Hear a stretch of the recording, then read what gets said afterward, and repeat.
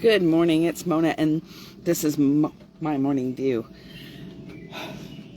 Trying to see if she's going to eat. This is my morning view, and this is Summer Edition 2026. It is Tips Tuesday. So today I titled my morning view Constructive Criticism. Go ahead and eat. You're not seeing me on my walk because I'm waiting for her to eat.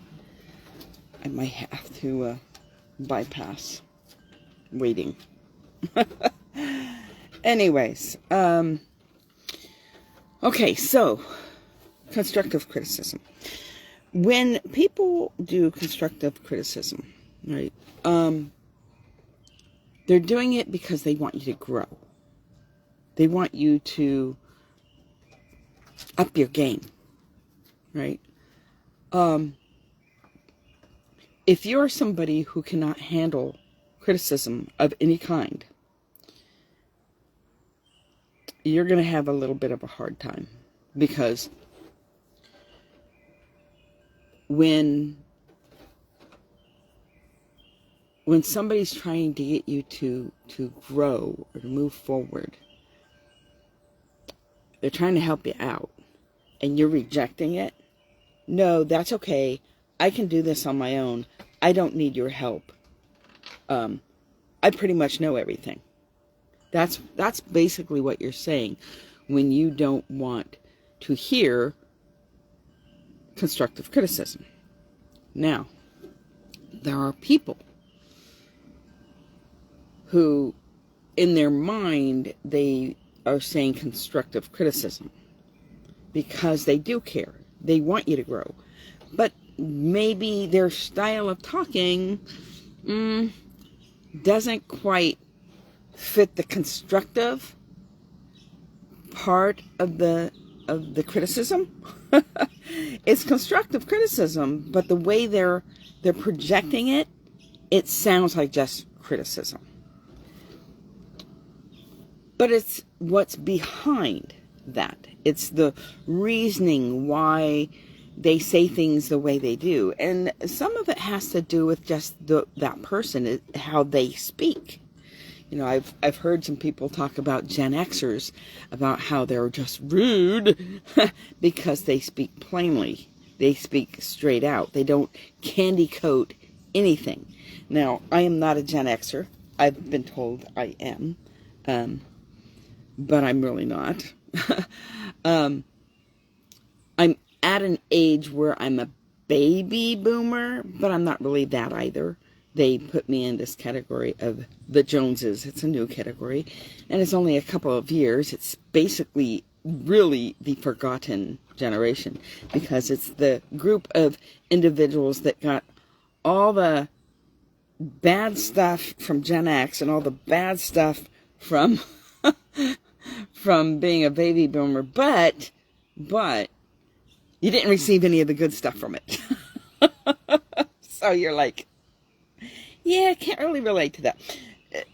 The other part is that my parents were not average Gen X parents. Like, they weren't parents of Gen X. They were parents of baby boomers. My parents were Depression era. They were older. And so even though I'm the last of the kids, I was raised fairly the same way. My siblings will say otherwise because I'm the baby.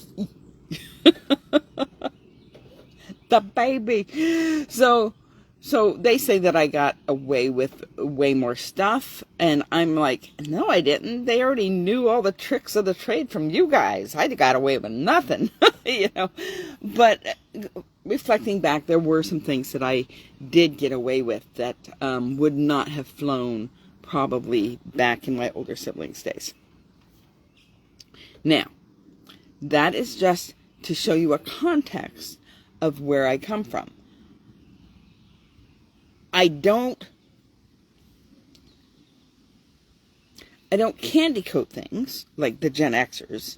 They don't candy coat. They're like, There it is. Blunt. I can tend to be blunt at times. However, in my bluntness,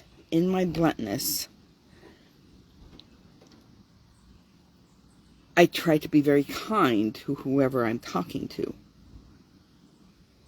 So without candy coating, I still put kindness in there. And I was talking to somebody yesterday about how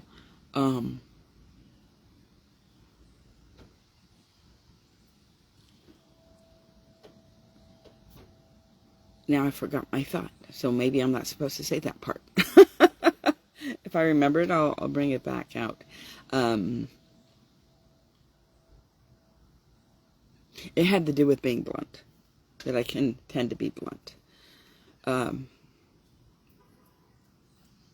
Oh, here it is. It's that when I'm talking to somebody individually, one-on-one, or a couple of people there in the midst, I'm talking to them. Like, I'm talking in reference to what they need to hear, what they're going through, their circumstances, their life. When I'm speaking here, it's to the world. So sometimes what I'm saying doesn't come off like I'm talking to you. But if you're listening to me, I'm talking to you.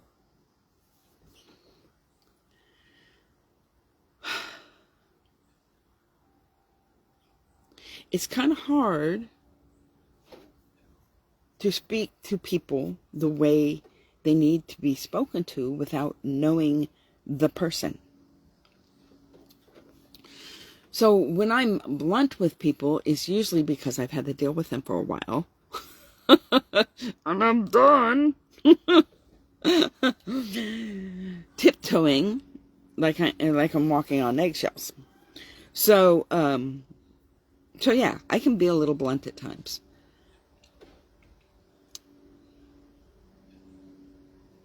My intention is never to hurt anyone. My intention is never to cause any pain to anyone. I can't say that, 12 years ago. If I said something out of my mouth, I definitely wanted it to hurt. Different person from 12 years ago. The mind was just not, if it was a thought in my mind, it came out of my mouth. And there's something to keeping your mouth closed for as long as you can before you speak to somebody. Because if you can do that, you can weigh, you can pray. And not everything that comes through your thoughts need to comes out your mouth. So that's for the person who's doing the constructive criticizing. I had some constructive criticism yesterday, and the person kept apologizing for, trying to say, I'm not trying to criticize you. I'm not trying to criticize you. Yeah, I'm not trying to, and I was like, I'm not offended. I'm not offended. All the things she said were things that I've already been thinking about myself. And it has to do with this. It has to do with how I go about my morning view. She's encouraging me to step up my game, to do more of a Bible study. It's not what my morning view is. It's just me processing thoughts. But she thinks that processing my thoughts like that sends a mixed message to people. I don't think it sends mixed messages to people. It's just processing thoughts that are... And I warn people, this is not a Bible study. So she had a lot to say, but it was a lot of stuff that I've said to myself, right? I'm just not sure how I'm going to go about it. Because I want my morning view to still be off. Yeah. I want it to be a place where I'm genuine, a place where I'm authentic, a place where you get to know me. You know who I am, how I am, my little quirks, Do I want to do some Bible study? Sure. I want to go into some deep dives. And I may start doing that in September, depending on how things go. My schedule is not their schedule. And they don't understand my schedule, and they do things differently than me. And there's a whole lot of things that are factors of that. And one of that is she is Gen X and I am not. And so the way we process things, the way we do things, very different. So when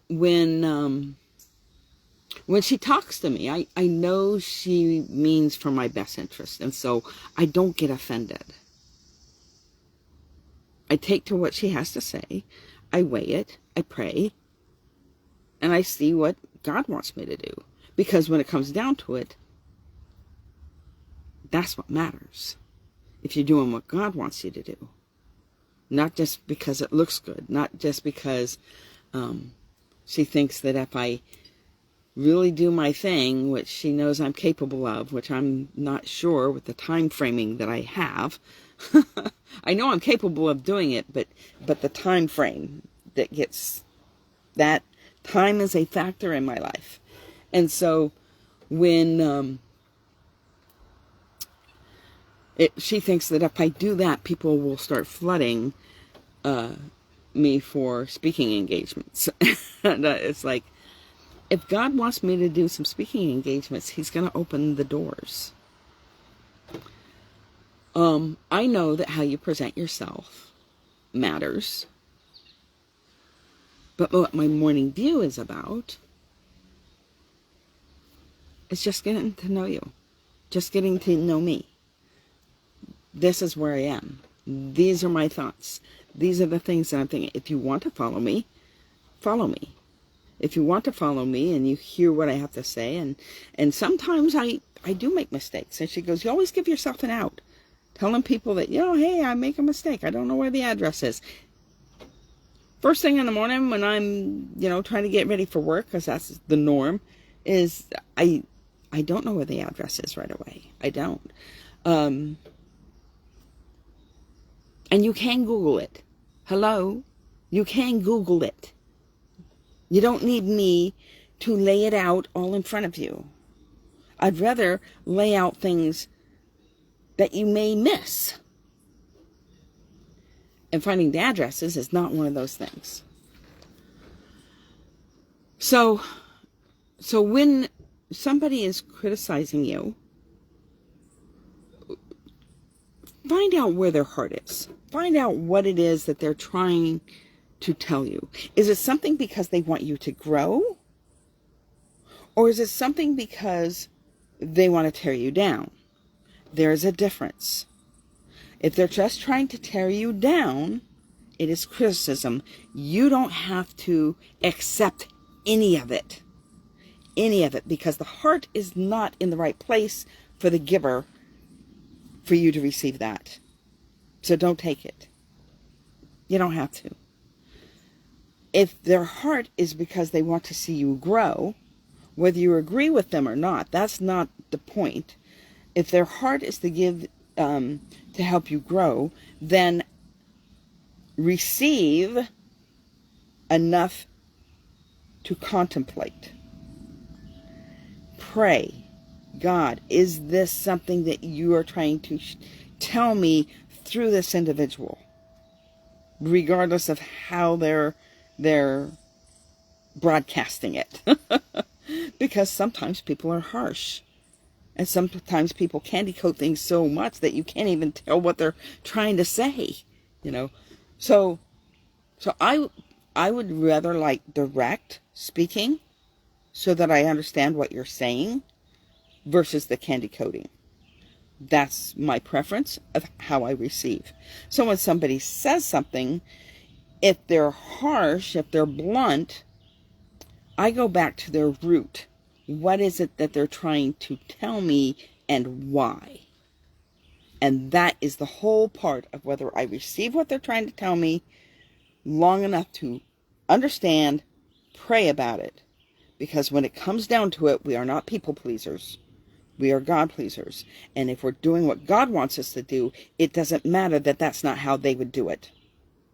Okay? That is my tip for today. Blessings, everybody. Oh, before I go, make sure you go over to YouTube, Mona E. Harrison. Different than my Facebook profile. You'll see my white hair. You'll see my beautiful face. You'll know you're in the right spot. Subscribe, like, share, comment, both here on Facebook and on YouTube. And get all the bells and whistles. Hit the get the notifications. And then you can watch these on fast speed. That's a good thing. All right. Thank you, Sierra, for watching, and blessings, and have a great day. Bye.